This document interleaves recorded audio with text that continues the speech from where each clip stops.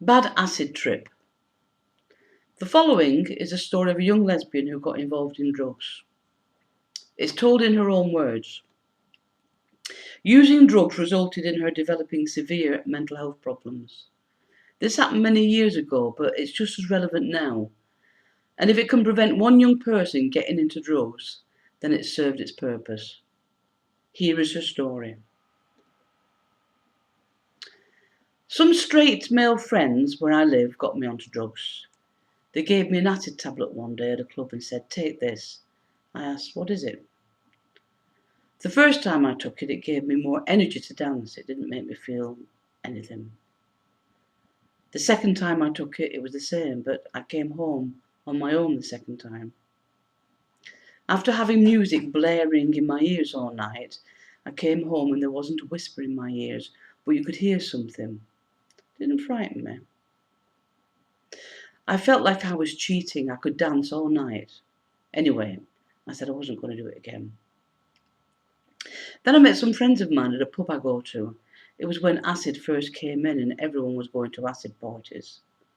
All they do at these parties is wear what they want, what they feel comfortable in, and dance all night. They said, "It's just your scene." They told me to come up to this pub. They gave me half an acid tablet. Then I had another quarter because it just wasn't affecting me. It was like my feet were sticking to the carpet. I felt awful because they'd told me this was my scene. I felt like saying, "You've underestimated me, and I don't like anyone who underestimates me." It really niggled me. I pegged out of the house. My mate was walking with me. I was shouting, "Jesus Christ, help me!" I got onto the phone. I rang 999. They put me through to the local police, who asked me where I was. I tried to explain where I was, but I felt like they weren't interested, so I hung up on them. I ran up the road and went into my friend's house. When I got there, she asked, "Where have you been?" I told her I'd been to an acid party. She asked me something else. I felt like she was leading me back where I'd just been. It really freaked me out. I said, "You're with them. You're with them, aren't you?" I just freaked out. I pinned her to the floor for hours. We were fighting. I was saying all sorts of things like, "Jesus Christ, our Saviour, and you're the devil."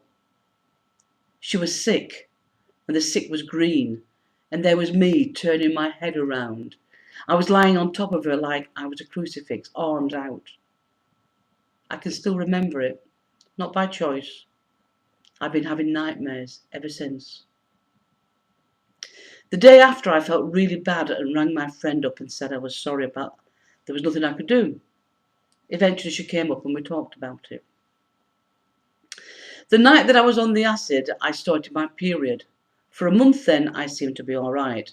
I put it down to a bad trip. Then the next time I had my period, I'd been out. My friend looked at me and I got that feeling again from my head to my toes, and I thought, I'm not on anything. That really, really freaked me out. I just talked and talked and talked. Two girls that were staying with us came into the living room. They all fell asleep, and I got up and looked at this girl and thought, I've been communicating with her, my brain into her brain, talking without moving my mouth. Mind reading, if you will. It just freaked me out. I really didn't know what was going on. I thought it was all in my mind. It's been like that basically ever since. I attempted suicide. I took a load of tablets. I felt so naffed off. I went into my bedroom and it was like someone was whispering my name. I ran downstairs and opened the door. I thought, this can't be going on. It's like I'm an angel. This is hell. And I'm an angel from up there. Somehow I've been conned down here. I've had dreams about selling my soul, meeting my parents, meeting my family, all connected to the same sort of thing. It's been awful. My dreams are just weird, way out. It's like every time I go to sleep, I die, but I'm alive somewhere else, doing something else. Sometimes when I wake up, I remember bits. Sometimes I don't. I can't sleep at night. I just lie in bed awake. Another friend has been staying with me. I won't sleep on my own. I'm so frightened. At one point it felt like someone was trying to be dirty with me, using my body, not making love. There's been so many times, so many things that I felt are actually happening, or it's not really happening. I'm confused, and I think I'm going potty. I took this overdose and thought that if I am an angel, then I'm going to go back, and the only way to do this is to die here. So I attempted suicide and woke up the next day in hospital going, shit, I'm still here. So I stayed up at the hospital for a few days, about a week. They didn't do anything for me there. They did absolutely nothing. One night I was having a really bad night. I got up and sat in this room with these two people in charge of me. They asked me what was wrong. I told them I couldn't sleep, that I was frightened. They carried on talking to each other. They didn't talk to me or nothing.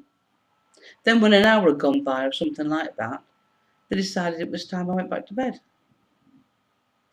I got no sleep that night because I was so frightened. I felt like I'd die in my sleep and not wake up, or die in my sleep and be somewhere else. The hospital never helped me. I went to my doctor. He offered me tablets. Doctors really pissed me off. I went to the doctor with a strained ankle once and he gave me tablets then. I don't know what they were, but I thought, I'm not taking them. I won't take anything, even if I've got a headache. I talked to my friends. I had a counsellor once. She came to see me about 3 or 4 times. She listened to what I had to say. As far as I was concerned, she was a counsellor and was doing her job by coming and listening to me. She never made me feel any better. She was from the hospital. She was supposed to come one day at 3:30 because we were going to the hospital to see the doctor. I got home at dead on 3:30. I waited till 4 o'clock. My appointment was at 3:45. I thought she wasn't going to come, so I went back out. I've not seen or heard anything from her since. I'm good at boring people about drugs, especially about what I've been through. I'm really stubborn. When the counsellor was saying that what was happening was the effects of the drugs, I was saying, well, yes. She kept saying that when I heard voices, it was all in my head. I said, that's fine you saying that, but you're not me. So you can tell me all you want it's in my head, but I'm still going to believe what I believe. I believe that this is hell, that the world is hell, and we're all in it. I've been pursued by the devil for the past 7 or 8 months now, because I'm not one of him, and he wants me to be one of him. I've always thought I believed in something. I've always wanted to believe in God, but I'm scared of believing in God because when you believe in God, then bad exists as well. Now, I absolutely believe in God. I certainly believe in the Bible. I've read a lot of the Bible lately. Before, I never read it to understand it, but now what I've read, I understand. It frightens me. Sometimes I wish I'd read it, and sometimes I wish I hadn't. Some of the things I've read frighten me.